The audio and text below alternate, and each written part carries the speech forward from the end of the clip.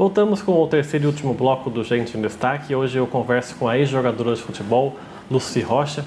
Bom, dona Lucy, no intervalo, mais histórias surgem, né? Para a gente contar aqui no programa. E tem essa história de um jogo no Pacaembu que a senhora fez desmaiar uma adversária, né? Fala pra gente como é que foi isso. Fui cobrar uma falta e nessa cobrança de falta, que meu pai já havia recomendado que chutasse por cima da barreira, né? Mas eu errei o chute e a bola pegou numa menina e a menina saiu desmaiada. E essa constância de jogos, o time de vocês jogava assim uma vez por semana ou uma vez por mês? Como é que era essa distribuição de jogos? Às vezes uma vez por mês, mas às vezes, eu não sei, às vezes toda semana tinha. Toda semana, porque às vezes vinha convite de São José, de Caçapava, de Taubaté, daqui mesmo, né? Porque tinha o time da Lavalpa, né? Então... E a senhora teve um primeiro casamento? Isso. Eu tinha perguntado antes da gravação até quantos anos que a senhora jogou futebol. A senhora falou que até 28, mais ou menos. Por aí. Mas a senhora teve filhos antes disso, né? Tive. Como é que fazia para conciliar essas atividades aí? O bebê pequeno arrumava alguém para tomar conta, né? E jogava. Mas a senhora não tinha...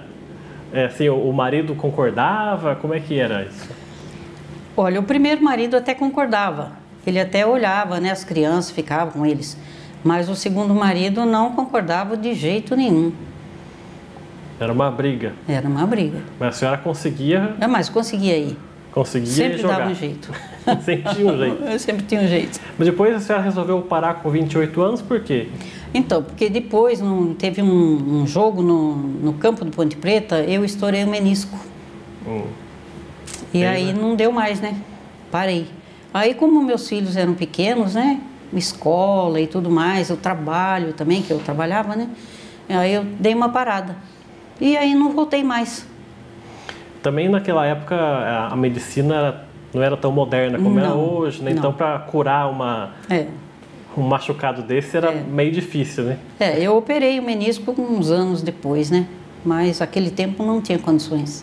Mas nunca mais entrou em campo nem para bater uma bolinha, nada? Nunca mais? Entrei sim. Ainda participei de um campeonato de futsal no campo da GM. Tenho medalha de lá que eu trouxe. Participei lá. Daí foi a última vez? Foi a última vez. E a senhora não sente falta? Sinto. Porque tem ex-jogador que quando para de jogar sonha que está jogando futebol. Eu sonho. Vivo sonhando que estou no campo. É mesmo? É frequente sonho? Frequente. E hoje em dia, a gente vê hoje o futebol feminino que fez um boom aí, né? Principalmente com a fama da Marta, que hoje foi eleita 6 vezes melhor do mundo. Melhor do mundo. Como é que a senhora vê hoje essa bem-querência hoje para o futebol feminino? Todo mundo hoje apoia, todo mundo hoje vibra com a Marta em campo. Como é que a senhora vê isso? Eu queria que eles apoiassem naquele tempo, né? Naquele tempo. Porque hoje em dia é uma facilidade o futebol feminino. É uma facilidade. Agora, naquele tempo, era muito difícil. Mas mesmo assim, hoje em dia, as jogadoras ainda reclamam que faltam campeonatos. Sim, falta, Claro que elas são profissionais, mas a diferença em relação ao futebol masculino ainda é grande, né? É grande, falta a mídia, né? Falta a mídia em cima disso. Porque elas merecem, viu, menina? Porque não é fácil jogar futebol. Não é, não. E a senhora costuma acompanhar os jogos? Acompanho pela televisão. Acompanho. E a senhora, da Marta, que a senhora tem visto, a Marta jogava igual a senhora? A Marta é fabulosa. Marta é fabulosa. Quem jogou mais, a Marta ou a senhora? Eu acho que é Marta.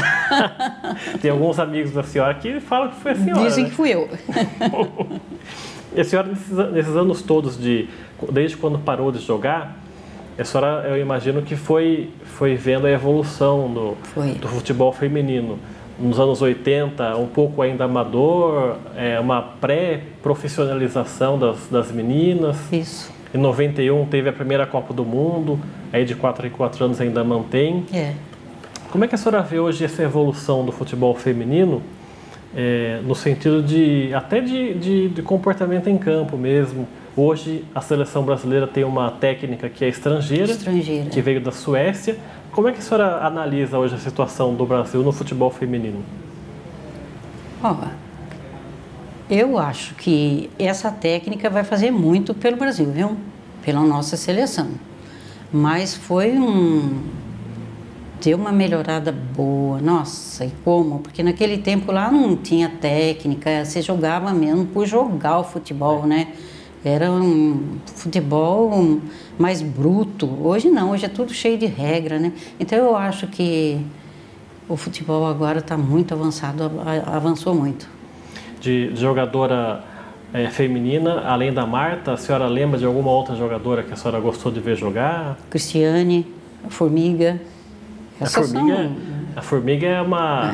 a Formiga nossa, poderosa. É uma jogadora eterna, né? É eterna, mesmo com 40 e poucos anos, ainda continua em atividade, em boa forma, jogando ainda. Jogou 7 Copas do Mundo, Formiga. Foi.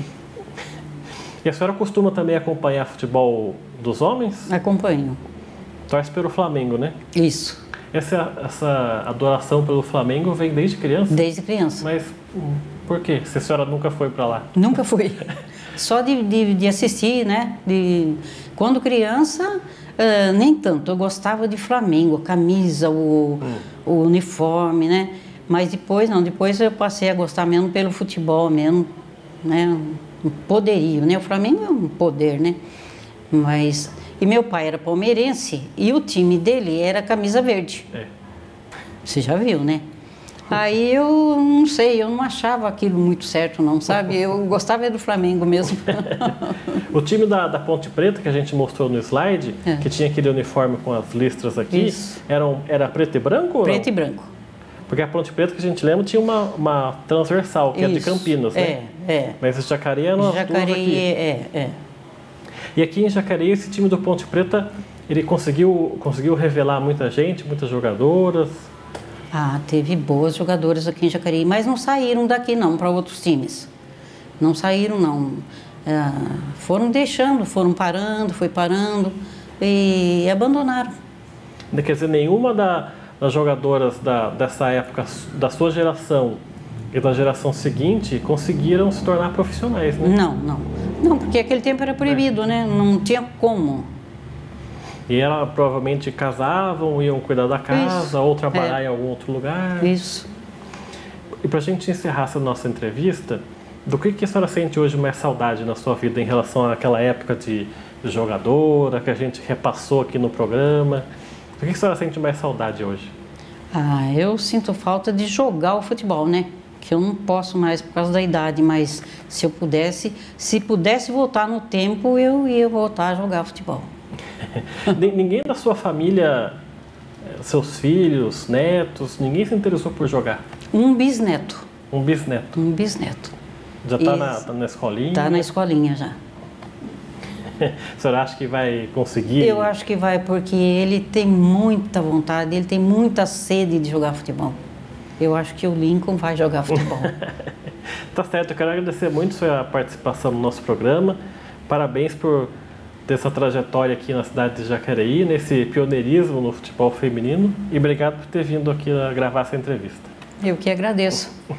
O programa Gente em Destaque fica por aqui. A gente volta numa próxima oportunidade e até lá.